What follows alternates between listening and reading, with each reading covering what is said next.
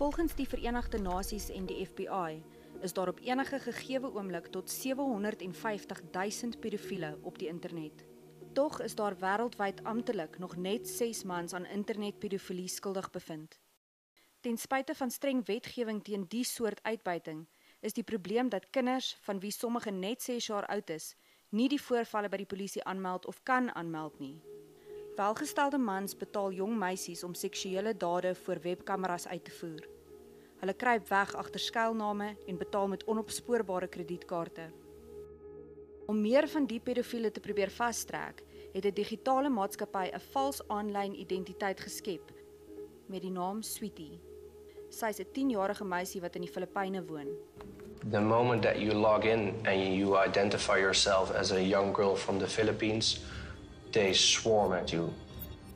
En voor die voet vra mans die jong meisie om haar webkamera aan te skakel. Om onder die dekmantel te kon bly, moes die maatskappy met 'n manier vorendag kom om die mans aan die ander kant te vnuik. En so is die ware Sweetie gebore. As soon as I go online, they come to me. 10, 100, every hour. But what they don't know, I'm not real. 'n Digitale model wat soos 'n regte meisie lyk en beweeg is ontwerp. Die mans dink hulle praat met 'n regte meisie in die Filippyne, terwyl sy eintlik vanuit 'n fabriek in Amsterdam beheer word. En terwyl Sweetie hulle besig hou, kon ondersoekers die inligting wat die mans aan haar verskaf naspeur.